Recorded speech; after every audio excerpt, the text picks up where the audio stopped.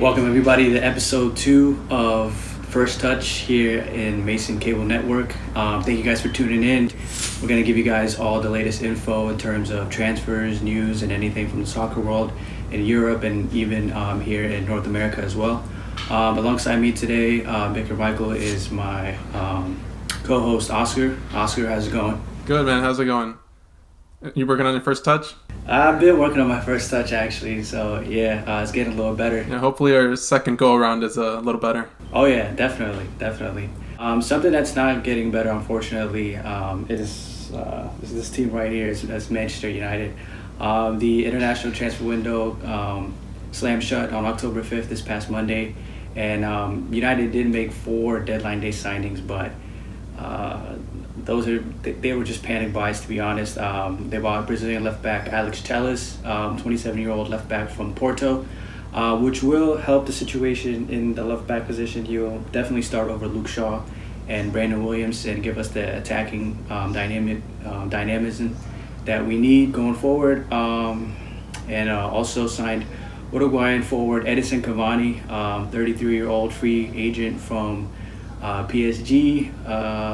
He joined on a free transfer after his contract expired in the summer, and United also signed 2 18-year-olds. First one is Amad Traore from Atalanta. He will join in January for a reported fee that goes up to 48 million, which is crazy, spending 48 million on a winger, especially after United didn't end up signing Jadon Sancho. But we'll see how that goes. And the other 18-year-old winger is Uruguayan Facundo Pellistri, who is joining from Peñarol for 10 million euros, and he's very highly rated in South America. So we'll see how he fits in Ole's system as well.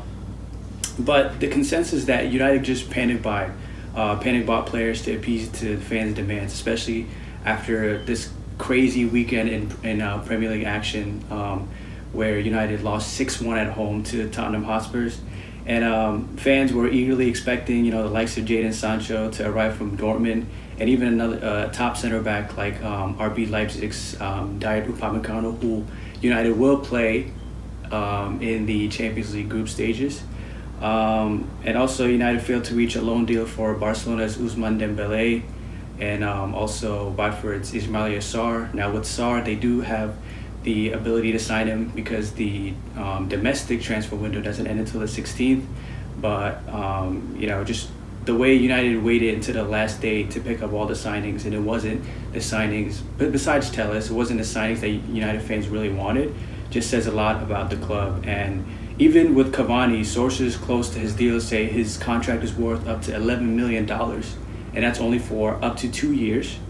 And the potential can go up to 17 million with performance-related add-ons, as well as a 4 million signing bonus to add to that 17 million fee. And it's bringing back memories of contracts for the likes of Alexis Sanchez, who didn't fare well, and also Radamel Falcao as well. And so these kind of signings don't really give United fans hope in Ed Woodward, who is the CEO in charge of United's transfer dealings. And the only player that left on deadline day for United was Chris Smalling. He left the club after 10 years.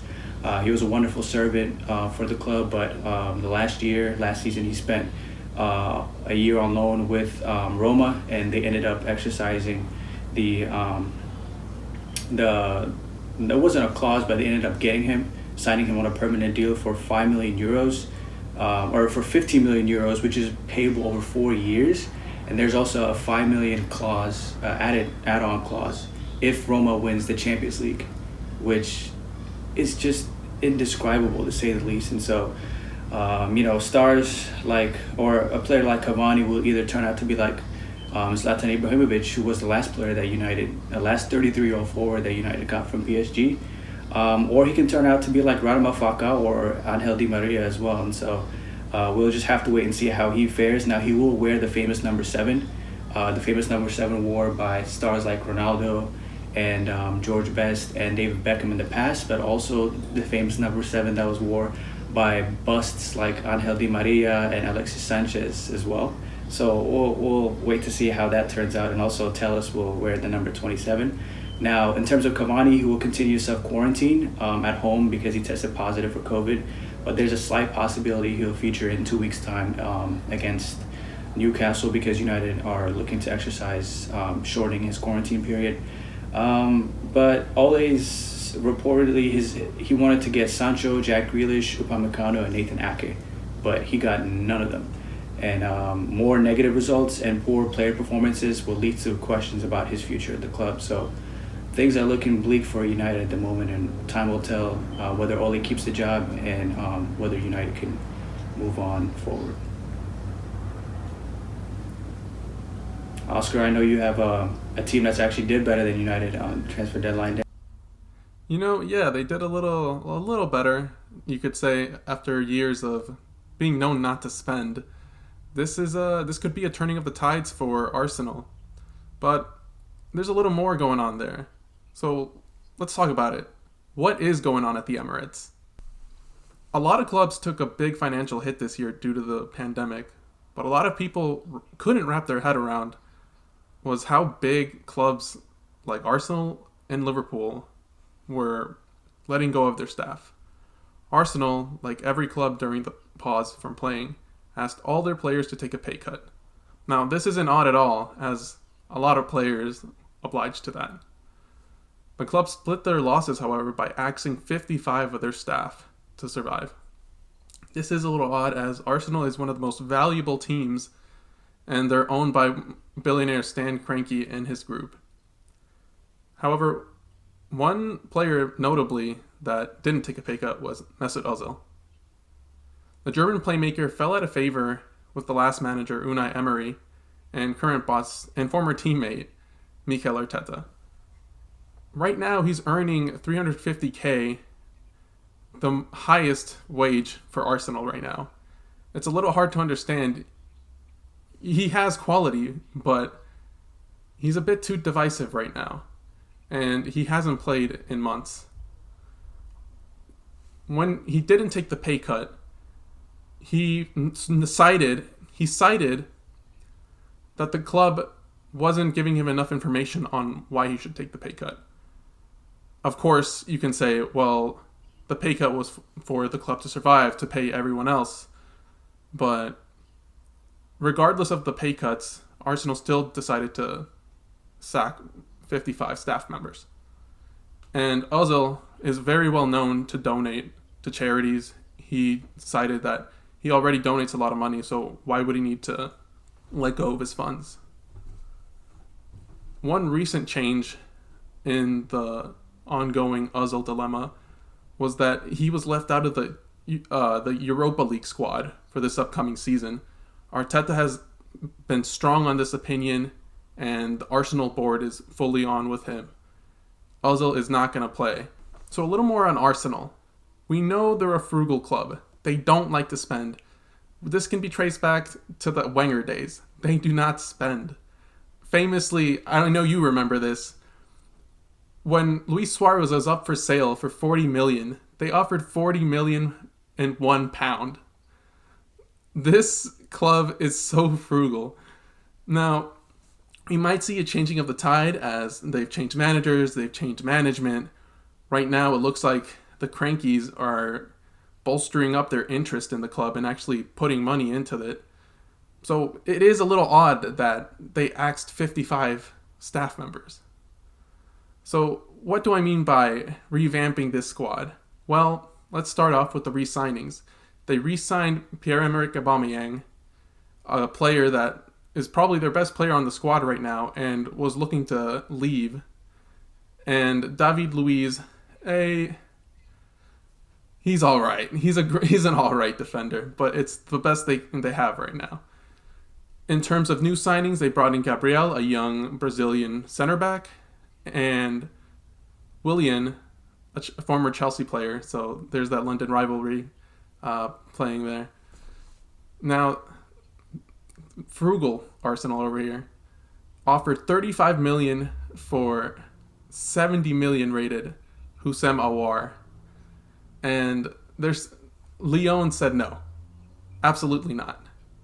Then they had a second bid and offered 37 million. So this is where this team stands. So it was a bit odd that on transfer deadline day, they decided to pay the 50 million euro transfer fee release clause for Thomas Partey from Atletico de Madrid. This is a club that doesn't spend, but they just paid 50 out of nowhere. They're playing the team that they look as the team that don't spend, that they don't have money, they didn't have money to pay their staff. So isn't this a bit odd? Where do they stand? As it turns out, the owners actually put their own money into this transfer. This is something that Arsenal fans weren't expecting. So, can Arsenal really be back? They're making signings. They're looking their best in years with Arteta. Can we see them back in Champions League? How will they finish in the Premier League? Only time will tell. So, Bikar, I got a little bit of trivia for you. I got to get you back for last time. Okay. You ready? Yes, sir. Okay. Which outfield player appeared in the Champions League final in 3 different decades? 3 different decades. Can I ask what the decades were? Or no? No, but I can give you the next question. He earned Player of the Year in his league at the age of 35. Champions League final, 3 decades, Player of the Year. And you said his league? Yeah. Okay. 3 decades, Champions League final. Let's see. I got a third question if you're not quite ready to give an answer. Okay, I'm thinking of someone. I don't think it'll be him though. 3 decades. So let's see, we're in the 2020s, but we've only had 1 Champions League final. So 2010, 2000, and 1990. I want to go with Seedorf, but I don't think that's him. Is it? It's not Seedorf. Let me give you this third question. It might make it easier. He never played in a major international tournament. Ooh, okay. Now I was thinking about Maldini, but Maldini played in the World Cup final. Age 35, he was the MVP of his league. Played in 3 Champions League finals. In 3 different decades. In 3 different decades. What was the last hint? He never played in a major international tournament. Never played major. Okay. Oh, this one's tough.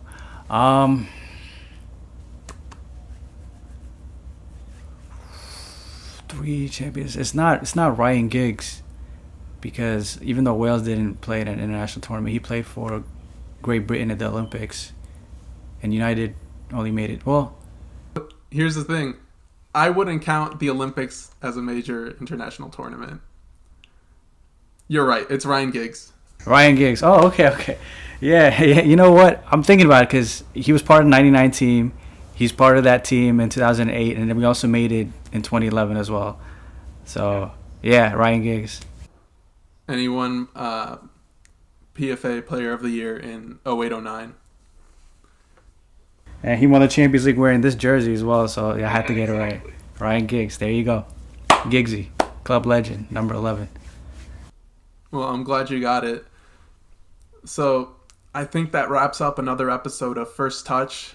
Thank you guys for joining us. We have our social media handles below us. Go ahead and give us a follow. Thank you so much for joining us again. We hope to see you on the next episode.